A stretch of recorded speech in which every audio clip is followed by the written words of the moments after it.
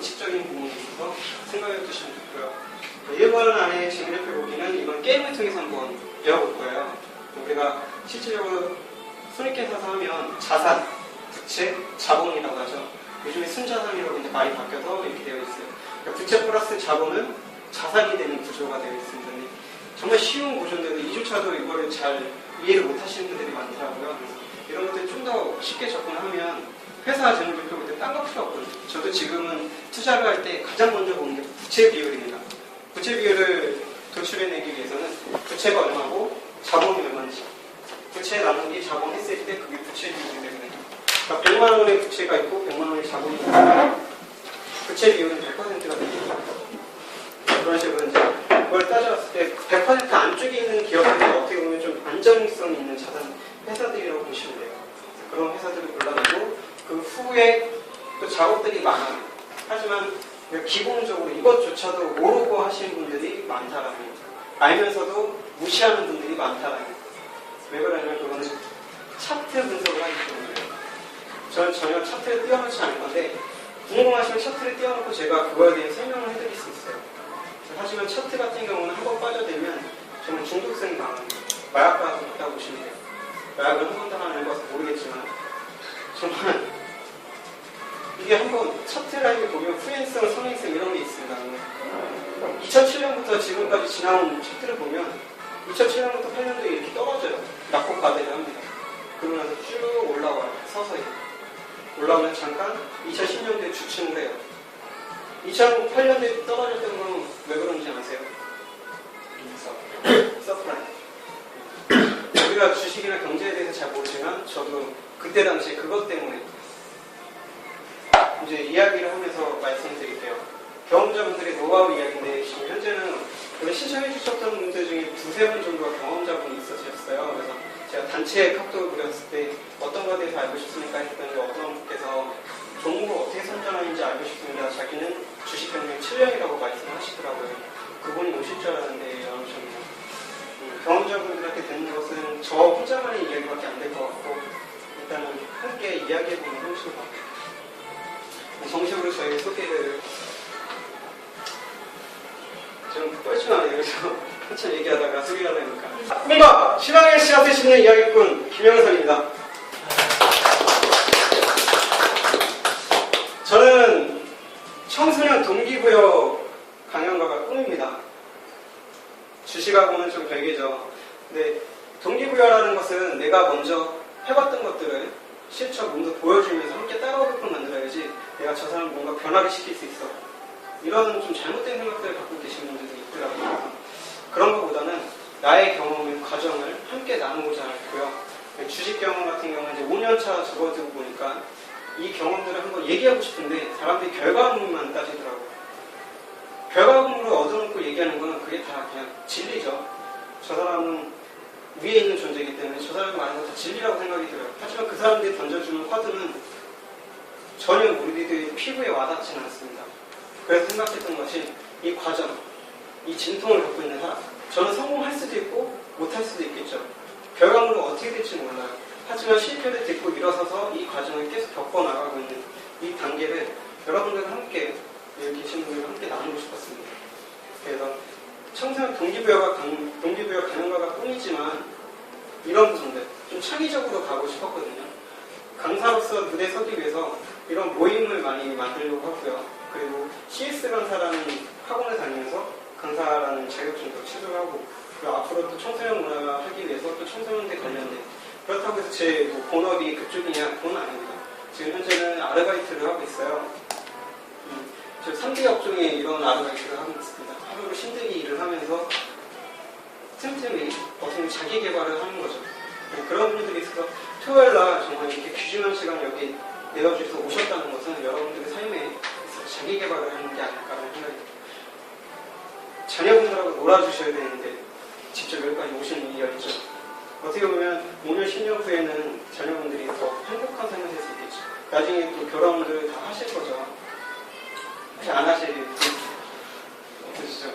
네, 저도 결혼할 거기 때문에 어떻게 보면 우리 자녀들한테 좀 더 투자 문화를 제대로 알려줄 것인지 우리가 사회에서 접하는 그 언론이나 이런 데서 제공되는 정보를 접하는 게 아니라 우리 부모들이 예를 들면 이런 겁니다.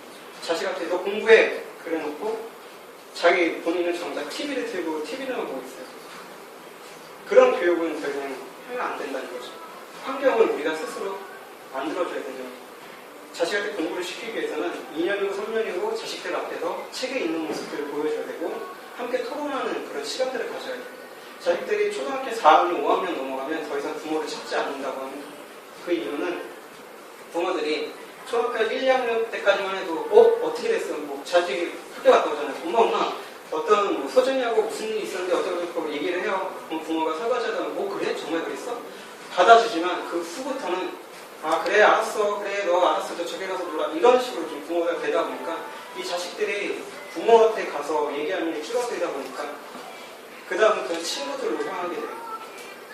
우리가 그런 좀 문화가 익숙해져 있다 보니까 이 주식 문화도 마찬가지입니다. 언론에서 떠드는 정말 뭐 10억 벌었다든지 300만 원 투자했는데 10억을 벌었다든지 100억을 벌었다든지 있을 수 있어요. 중요한 건 이런 분들이 10년 후에 20년 후에도 남아있는 말 그대로 300만 원 갖다가 30억을 벌었다고 치면 나중에 30억 갖다가 가면 충분히 300억, 3천억 벌 수 있잖아요. 근데 그 후에 기사는 안 나옵니다. 그렇다는 것은 이 사람들도 어떻게 보면 한 번에 로또 인생을 맞은 거죠. 우리는 그런 거에 너무 현혹이 돼서 끌려다녀요. 실질적으로 언론이나 이런 데서도 그렇게 하고 있고 투자대회를 여는 펀드에서도 그렇게 하고 있습니다. 그래서 이런 부분들 실패한 사람들의 이야기, 저 같은 사람들의 이야기가 더 중요하다고 생각을 했고 그래서 이 자리를 마련하게 됐습니다. 오늘 해볼 거는 이제 재테크 주식인데 크게 기술적 분석과 기본적 분석으로 나눠질 수 있어요. 이 기술적 분석을 하기 위해서 차트를 띄워놔야 되는데 그냥 말로서만 설명을 드릴게요. 우리가 기술적 분석으로 들어가면 이동평균선, 볼리니저 밴드, 매물대, MACD, 이격도, 투자진입니다, 외국인 비중, 신혼정보 등등등. 그러니까 우리가 HTS라는 거 혹시 들어보셨나요? 들어보셨어요?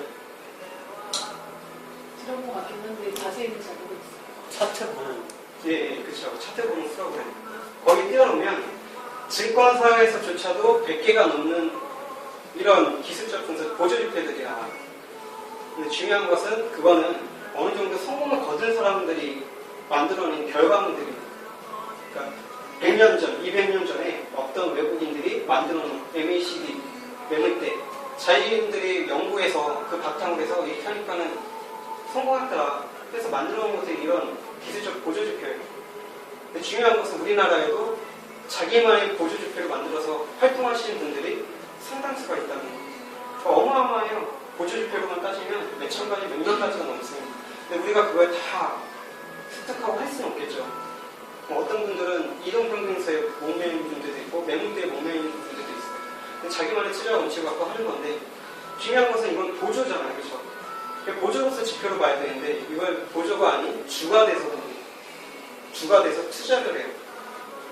그러다 보니까는 이것들은 다 수행성이거든요. 앞에 나오는 결과물들이 아니에요. 지나가 보니까 올랐더라, 지나가 보니까 내렸더라. 이런 것들을 보면서 하게 됩니다. 흔히 이제 이동평균선 하면 5일선, 10일선, 20일선, 60일선 이렇게 해요. 그러니까 5일선이라는 것은 한 주가 며칠이죠? 7일이죠. 7일. 근데 주식시장에서는 며칠인지 아세요? 5일이죠. 정말 어떻게 보면 직업적으로 보면 날로 먹는 직업들이에요. 아침 9시부터 오후 3시까지만 일하고 끝이니까. 근데 이 친구들이 날로 먹는 게 아니라 하루 24시간 중에 20시간 이상의 일을 합니다. 잘 모르시겠지만 저도 개인 투자자로서 1년 넘도록 전업 투자를 했었거든요. 하루에 1시간을 거의 채 붙였어요. 부담이 안 크고. 북한에서 미사일 쓰면 어떡하나. 낙스닥 시장은 어떻게 떨어지나 안 떨어지나. 유럽은 금융위기가 어떻게 되나 안 되나. 5만 가지 생각들이 저렇게 이렇게 잠을 잘 수가 없어요. 그리고 TV에 나오는 전문가들이 떠들어내는 자기만의 투자 비법들. 솔직히 80만원, 200만원 이렇게 주면서 배울 수는 없잖아요. 그래서 제가 스스로 독학하기 위해서 그거에 대한 연구를 해야 되고 도서관 가면 책들이 막 수백 쌓여 있으면 그런 것들 10몇 권씩 빌려다가 계속 봅니다. 그래야지 마음이 좀 안정이 돼요. 그걸 배워서 제가 습득하는 게 아니라 미친 듯이 그걸 파고 들어야지만 제가 안정이 되기 때문에 그러다 보면 나도 모르게 정신줄 놓고 잠깐 깜빡 졸았다 일어나서 또 시장 준비를 해요. 아침 5시부터 6시 사이에는 이제 나스닥 시장이 끝나기 때문에 미국 시장 증시가 끝나요. 그럼 결과물이 어떻게 나왔는지. 거기서 예를 들어서 IT 기업이 좀 상승되었다. 그럼 우리나라도 IT 기업이 족발이 반짝해요. 그러면 투자 그런 것들을 노리고 시작을 하는 거죠. 근데 그렇게 하게 되면 사람이 완전 피폐해지고 화장실도 못 가고 밥도 못 먹고 계속 컴퓨터 앞에 앉아서 정말 이러고 있어야 돼요. 이러고 초단위로 움직입니다. 초단위로 계속 움직여요. 그게 이거 차트만 움직이면 상관이 없는데 만약에 내 돈을 투자했어요. 100만 원이 들어가 있으면 만 원, 2만 원과 이렇게 올라갔다 내려갔다 올라갔다 내려갔다 막 왔다 갔다 해요. 사람이 그걸 보고 있으면 완전 미친 듯이 빠져든다. 도박과도 같은 그런 증상, 더 심한 증상들이 겪게 돼요. 이런 것들 조심하면 되고 이런 것들에 대해서 좀 얘기해주고 싶었는데 솔직히 이런 거 다 쓰잘데기 없어요. 뭐 외국인이 어떤 종목에 대해서 몇 퍼센트 비중 갖고 있다고 해서 그 친구들이 갖고 있다고 해서 그 회사가 웨이팅이 좋은 건 아니잖아요. 다만 외국인들이 갖고 있다는 거는 우리나라 사람들이 이 외국인들이 투자 문화가 길어요. 적어도 200년, 300년이 넘었습니다. 그래서 우리나라 같은 경우는 고작해 30년, 40년 됐는데 실질적으로 우리가 도입이 됐던 거는 1930년대, 40년대 이런 때에 돌아왔는데 우리가 꽃을 피우기 시작한 건 IMF 이후입니다. IMF 때 워낙에 많은 외국인들한테 돈을 좀 강탈을 당하고 나서 좀 정신 차려야겠다 생각하고 제대로된 이제 투자 문화가 좀 꽃이 피우기 시작하죠. 이런 것들은 솔직히 필요 없고 나중에 하시게 되면 여기서 딱 한 가지 볼게요. 이동평균선. 이거 한 가지만 보시면 돼요. 이거는 이동평균선도 여러 가지 것들이 있는데 어떤 분은 5위선 저가로 하고요. 어떤 분은 종가로 하고 어떤 분은 고가로 합니다. 그러니까 하루 중에 종가가 500원에 끝난다면 저가는 450원일 수도 있고 고가는 550원일 수도 있겠죠. 형성이 이렇게 과대폭이 100원 정도 나는 거예요. 저가의 기준을 하시는 분들은 저가에 맞춰서 종가의 기준을 하시는 분들은 종가에 맞춰서 고가의 기준을 해서 고가에 맞춰서 이런 식으로 이제 평균선을 만들어요. 그래서 자기만의 이제 투자 방법을 하는데 이런 것은 이제 종가에 맞춰 놓으시고 이걸 보고 투자하는 게 아니라 내 종목이 어느 정도 올라왔네. 역배열에 들어가 있구나. 정배열에 들어가 있구나. 역배열, 정배열에 대해서 혹시 아시나요? 초보자분들이 아시기 때문에 좀 상세 설명을 하면서 들어갈게요. 역배열이라는 것은 쉽게 말하면 내리막길이라고 보시면 돼요. 미끄럼틀 타고 가면 내리막길이죠. 그렇죠. 내리막길이 있고 거기에 주식이 계속 튕겨서 내려가는 겁니다. 계단식으로. 정배열이라는 것은 오르막길이라고 보시면 돼요. 주식이 위로 뛰는 거예요. 밑에서 튕겨서 내려가는 게 아니라 위로 뛰는 거예요. 그래서 골든 크로스라고 얘기하고 데드 크로스라고 얘기해요. 데드 크로스라는 건 쉽게 말해서 죽음의 골든 크로스라는 것은 황금, 수익 구간이라는 거겠죠. 5일선이 20일선을 뚫고 지나가면 5일선이 일주일이라고 했죠. 일주일이 20일, 한 달입니다. 20일선은 한 달을 뜻해요.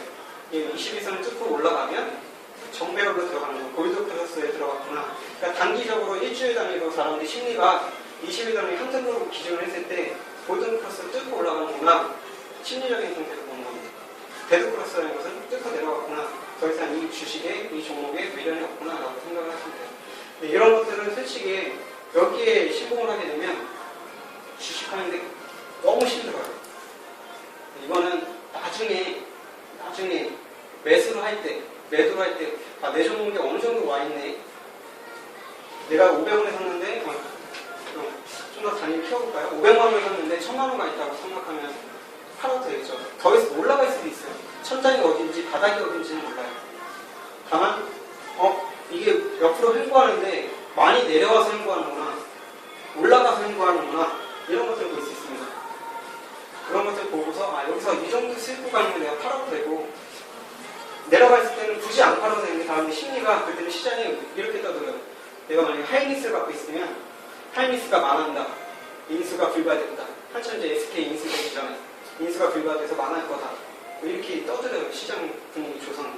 그럼 사람들이 심리가 내 돈이 들어가 있기 때문에 인터넷에 별의별 것을 다 적어봐요. 게시판, 팍스넷이나 이런 데 주로 활용을 하는데 게시판 들어가서 보고, TV에서 떠드는 전문가들한테 전화해서 듣고, 주변에 주식을 좀 아는 사람한테 듣고 보면 다 시장 분위기 상황이 낙관론이 아니라 비관론에 접해있기 때문에 분위기가 다 그렇죠. 내 마음도 몸도 피폐해지는 거예요. 그때부터는 계속 나라고 떨어질 수밖에 없어요.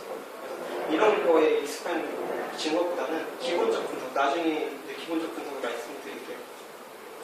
제가 시간 타임을 안 했는데 지금 몇 분이에요? 지금 4시 15분. 좀 빨리 갈게요. 이제 저의 이야기로 넘어가면 이제 보시면 아시겠지만 3,500만 원에 미쳐서 처음에는 제 돈 1,000만 원 갖다 시작을 했어요. 2007년도에 돈을 좀 벌어서 1,000만 원어치 벌었어요. 그러니까 원래 그 이전까지는 좀 편안한 삶을 살았어요.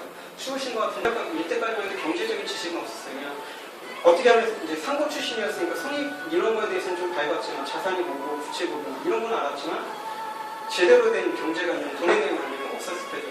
그 1,000만 원 갖다가 일본을 가려고 했는데 2008년도에 금융위기가 터지죠. 원래 그건 2007년도부터 나왔었던 것들인데 전혀 그거에 대한 준비가 안 되어 있었던 겁니다. 그러니까는 갑자기 예나가 제가 700원대에서 800원대에서 준비를 하고 있었는데 유학자금 1,000만 원이면 6개월 동안 생활을 하겠구나. 6개월이면 내가 아르바이트부에서 정착하는데 아무 문제 없겠구나라고 생각하고 있었는데 이게 국토대장정을 제가 8년 동안 했습니다. 그래서 그때도 마지막으로 한번 갔다 오겠다는 생각으로 국토대장정 갔다 오고 바로 끝나자마자 아는 지인과 자전거 여행을 갔어요. 자전거 여행 갔다 오고 또 끝나자마자 지리산 종주를 했습니다. 좀 그냥 녹은 거죠. 놀고 나서 딱 와보니까 예나가 1,200원, 1,400원을 쭉 올라가고 있더라고요. 그럼 제가 준비한 돈의 2배 이상이 필요가 하게 되니까 제가 일본을 갈 수 없게 된 거죠. 그 돈을 어떻게 해야 될까 하고 있었는데 그 찰나에 주변에서 이런 소리가 들리는 펀드를 했는데 내가 엄마를 먹었더라. 펀드 수익률이 어마어마하게 좋더라. 한참 그때 중국 펀드가 엄청 인기 있을 때였거든요. 제 친구나 주변 사람들 그런 얘기가 들려오니까 그래, 나도 한번 주식 한번 해볼까? 그래서 그 돈이 들어갔다가 망하게 되죠.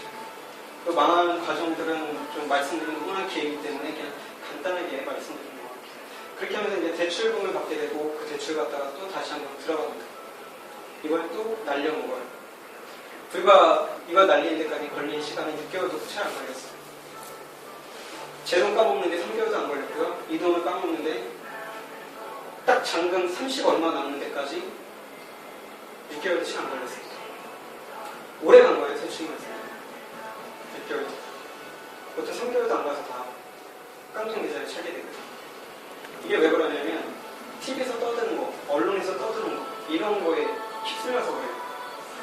차트가 어쩌니, 내물대가 어쩌니, 이동 분석이 어쩌니, 다른 데 시험 분석이 어쩌니, 세계 시장이 이렇게 돌아가는 거 어쩌니 이런 것들이 휩쓸려서 대선 테마주가 어쩌니 이런 것들이 다 맞물려 들어가면서 거기에 나를 미쳐 있으니까 안 팔아도 되는데 팔게 되고 사지 않아도 되는데 사게 되는 거예요.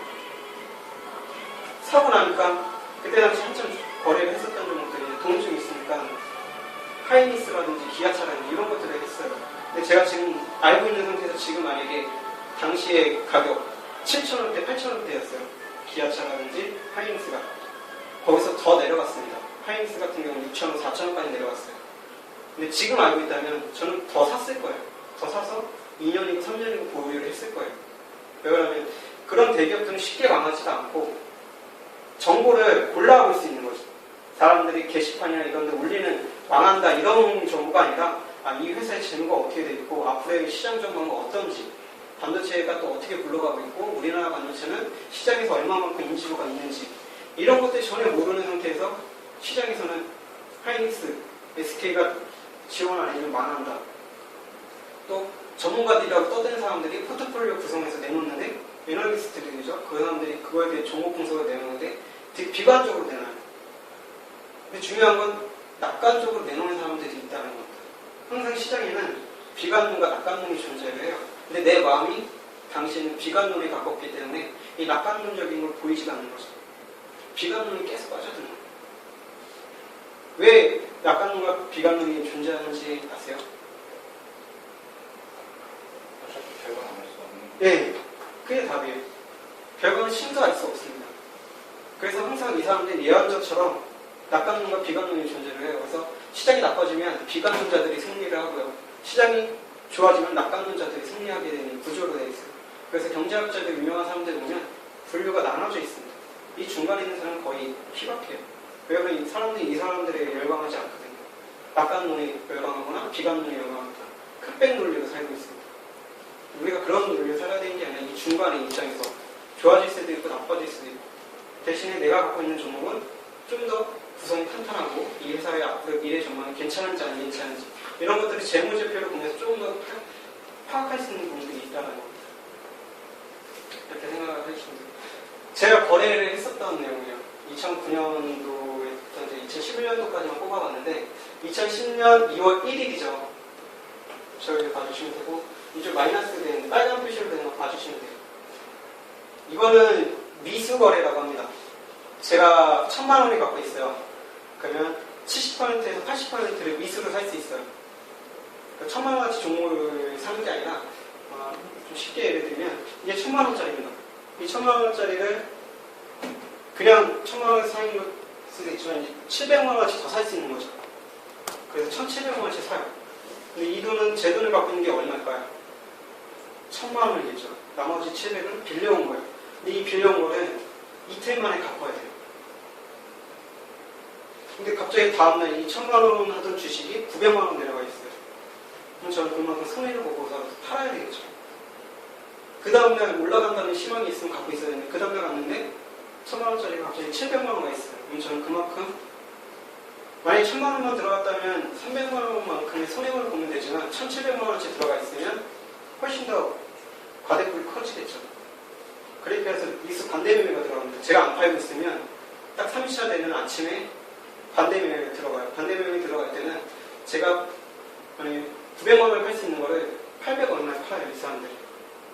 시장을 조성되는 시가에 판매가 되기 때문에 높이하러 올라가서 팔면 상관이 없죠. 거의 내려가서 팔게 되거든요. 그렇게 되면은 1000만 원이 있었던 게 그냥 100만 원만 손해봐도 될 거를 200만 원 손해보게 되는 경우가 생기는 거죠. 그렇게 해서 몇년 계속 그렇게 거래를 해요. 하루 거래하는 거 보시면 아시겠지만 하루 거래하는 내용이 하루 동안만 실제로 30번에서 40번을 넘게 한 적도 있어요. 하루에 한 5번만 거래를 해도 사람이 컴퓨터 앞에서 떠나지 못합니다. 이 창을 띄워놓고 차트만 종목별로 한 8개, 10개를 띄워놔요. 그래서 그걸 계속 봅니다. 분봉, 초봉 이렇게 올려놓고 막 움직이는 걸 봐요. 그러다가 신호가 나왔다 싶으면 거기서 사고 신호가 나왔다 싶으면 팔아요. 근데 중요한 것은 그렇게 하면 안 된다는 것과 그거는 다 쓰잘데기 없는 행동들이에요. 대체로 개인 투자자들이 그렇게 빠져들고 그렇게 합니다. 왜 그러면 그 순간만큼 내가 신인 것 같고 내가 전쟁인 것 같고 내가 왕인 것 같아요. 내가 생각한 게 맞아. 이렇게 떨어져 들어갈 때가 있어요. 왜 그러면 그때 당시에 그런 종목들을 한 번씩은 다 만져봐요. 어떤 종목들이냐면 100원짜리 주식을 30만 주 사왔어요. 30만 주 사놓고 기다리고 있는데 이 종목이 갑자기 올라갈 것 같아서 기다렸다가 좀 분위기 안 좋아서 팔았어요. 팔았는데 이틀 만에 갑자기 300원으로 올라갑니다. 몇 퍼센트가 아니고 거의 300% 같이 점프 뛴 거잖아요. 그렇죠? 근데 그런 종목들 한번 보고 나면 그 다음부터는 그게 머릿속에서 잊혀지지가 않는 거예요. 그럼 계속 들고 있게 돼요. 근데 그런 종목들은 대부분 상장 폐지를 걸치는 경우가 많아요. 또 제가 좀 운이 나빴었던 게 2000년도 말에 시작해서 2009년도 초까지 다 돈을 좀 어떻게 보면 속된 말로 말아먹었다는 표현하죠. 주식 용어로 깡통 계좌라고 하는데 그 당시가 왜 위험하냐면 3월달에 되면 보고서가 나와요. 12월달에 결산 보고를 하는데 3개월 동안 그 결과물을 3월달에 내놓습니다. 늦으면 4월달. 근데 그때 당시에 감사 거절이라든지 이런 것들을 받게 되면 바로 거래 정지를 당하고 거래 정지 당하고 3개월, 4개월 있다가 상장 폐지를 겪는 경우가 많아요. 전혀 그런 지식이 없다 보니까 그때 조심해야 된다는 거 지식을 알고 있으면 거래량을 줄이고 그때부터 좀 천천히 하면 되는데 그렇게 안 하다 보니까 무턱대고 묻지마 투자를 해버리고 이게 차트가 이렇게 돼 있으니까 올라갈 거야 이런 생각들을 하고 있어요. 그리고 그 당시에 보물 차트들은 다 그런 흔히 말하는 대박주들 갑자기 1000%, 500% 이런 종목들만 눈에 들어옵니다. 테마주, 급등주, 상한가 따라잡기 별의별 이런 진짜 쓰레기 같은 정보들만 머릿속에 가득 차게 돼요. 그럼 나 자신도 같이 그렇게 변해가는 거죠. 지금은 보시면 알겠지만 2월달 한 달 내내 거래한 내역이에요. 딱 2번 매수를 했어요. 장족의 발전을 한 거죠. 하루에 한 달 내내 딱 2번. 한 번 사고, 한 번 팔고. 딱 2번만 거래를 합니다. 이런 과정들을 얘기를 해줘야 여러분들이 배우시는 초보자분들께서는 아, 이렇게 하면 좀 안 되는구나라는 생각을 좀 심어줄 수 있다는 생각이 들었어요. 그래서 보시면 아시겠지만 무림 페이퍼 같은 경우는 재무제표가 상당히 탄탄하게 되어 있어요. 그 종이 팔 뭐 이런 재질로 거래를 하는 회사고 네오 피델리티 같은 경우는 종목이 그렇게 좋지는 않습니다. 그래도 재무제표상으로 봤을 때는 그래도 괜찮은 회사에 들어가요. 이런 종목 같은 건 솔직히 약간 차트를 의미해 들어갔어요. 여기서 말씀을 드리면 저는 50%는 재무제표에 관련된 기본적인 투자를 하고요. 50%는 차트 투자를 합니다. 차트 투자를 놓지 못하는 이유는 제가 그걸 망했기 때문에 그만큼 또 그 시간 동안 제가 자살의 생각을 했었어요. 6개월 동안 망했다면 6개월 동안은 자살할 생각만 하고 살았습니다. 근데 그렇게 힘들게 내가 그걸 딛고 일어섰는데 그냥 순수히 포기하기에는 뭔가 억울한 거예요. 나중에 수익률도 좀 보여드리겠지만 실질적으로 차트 투자가 수익률은 좋습니다. 하지만 그에 따른 위험 분담도 상당히 크다는 거. 제가 매매를 할 때 이제 2011년도부터 조금 변하기 시작했는데 그때부터 매매 일지를 그 이전부터 쓰긴 썼었지만 이제 바뀌고 있는 거죠. 매매 일지를 작성하는 게 이런 식으로 바뀌고 있고 처음에 이때는 솔직히 주식을 놓고 있을 때였어요. 그래서 얼마를 투자했고 얼마나 잃었는지 이런 것들은 잘 기억은 나지 않습니다. 대략적인 추정직 금액들을 산출해 놓은 거고요. 파란색 같은 경우는 손해, 빨간색은 수익, 검정색은 수익도 아니고 손해도 아니고 이렇게 생각을 해주시면 되고요. 보시면 알겠지만 2008년 9월 달에 1,000만 원 들어가서 1,000만 원 다 날려먹고 2008년 12월 달에 1,500만 원 들어가서 1,500만 원 다 날려먹고 2009년 3월 달에 대출을 받아서 3,500만 원 들어갔다가 3,350만 원을 날려먹게 되죠. 대략적인 금액입니다. 저 같은 장보거래가 거의 없었기 때문에 그때부터는 죽을 생각을 쭉 하다가 죽을 생각할 때마다 그런 생각이 들었어요. 어머니 내가 이 돈은 갖고 죽어야 되지 않을까라는 생각이 들었어요. 어머니가 좀 연세가 있으세요. 여기서 가족 상황을 좀 간략하게 말씀드리면 7남매 중에 막내고 큰형님과는 21살 차이가 납니다. 그래서 어머님과 연세가 좀 많이 차이가 나고 죽을 생각할 때마다 어머니가 계속 걸리다 보니까 죽지 못하고 일단 빚을 갚아야지라는 생각이 들었어요. 그래서 일을 시작하면서 1년이 넘는 시간 동안 개인 투자자로서 살다가 일로 시작하게 돼요. 시작하면서 그냥 떨어져서 보니까 좀 마음이 편하더라고요. 그래서 한 종목에만 그냥 펀드식으로 들어갔어요. 펀드 매니저들 그렇게 들어가는 거잖아 생각하고 어떤 종목에 그냥 펀드 들어갔는데 그때도 솔직히 투자가 아닌 투기 개념으로 시작을 했던 거죠. 투기가 아닌 투기 개념으로 시작을 하다 보니까 물론 수익률은 좋습니다. 보시면 아시겠지만 800만 가까이 수익을 얻었어요. 2011년도 1년 6개월 동안 제가 투자 끝에 투자가 아니죠. 투기 끝에 수익을 얻고 갑자기 800만 원이라는 원금이 1,600만 원 불어나니까 그때부터 생각이 좀 달리한 거죠. 아, 내가 지금부터 한번 주식을 제대로 또 공부를 해봐야 되겠다. 그 이전까지 하루에 1시간 또 앉아면서 공부했던 것들은 다 쓰레기고 지금부터 공부를 해야 되겠다고 시작해서 했던 것들이 불곰이라는 분이 계세요. 가치 투자로 좀 유명하신 분이고 수익률이나 이런 것들 보면 어떤 투자, 기관 투자들도 못지않게 수익률도 상당히 좋습니다. 우리나라에서 좀 괜찮게 생각하시는 분이 박경철님과 불곰님 이 두 분이 계시거든요. 이 두 분 다 똑같은 말을 하세요. 주식 투자는 하지 마라.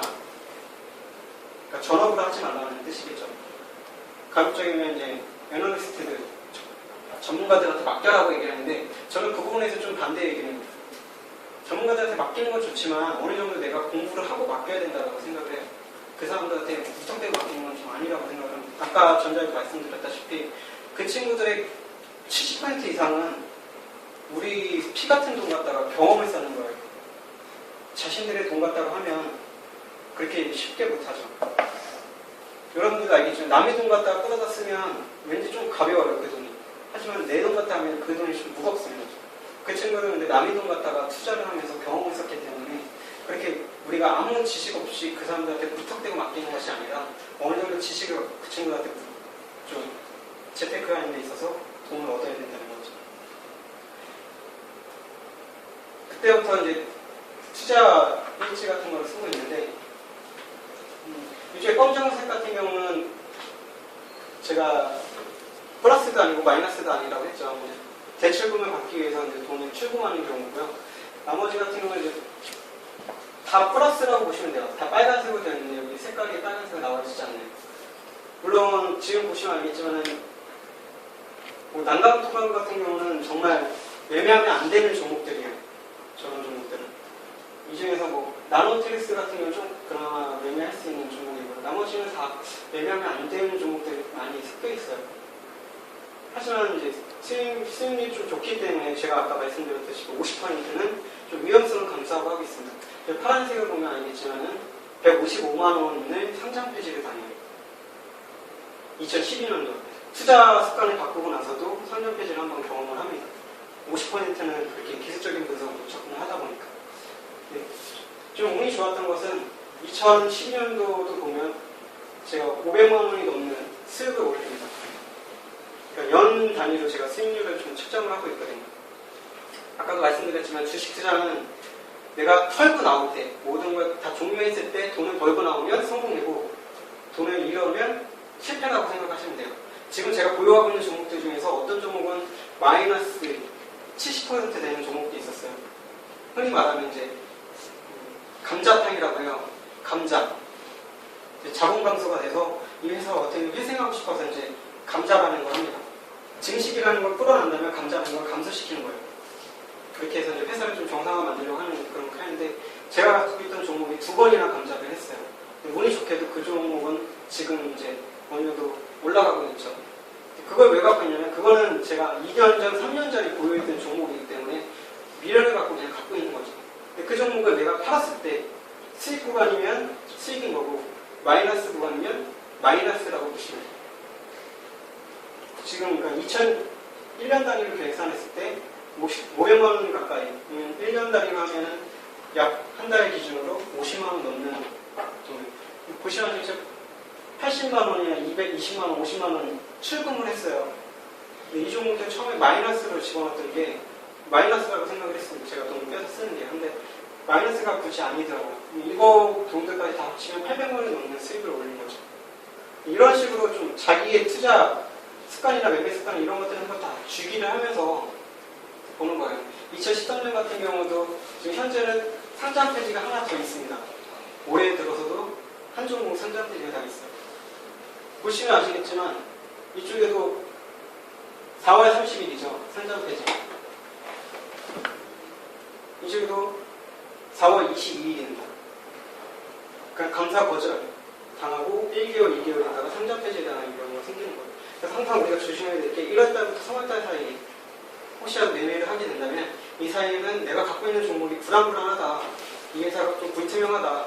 혹시라도 그런 종목을 매수했다면 그리고 펀드 매니저한테 맡겼는데 그 펀드 매니저가 그런 종목들을 매수하고 있다면 그 종목을 빼주세요라고 말을 해야 되는 거죠. 그 종목을 좀 과감하게 삭제를 해야 되는 거죠.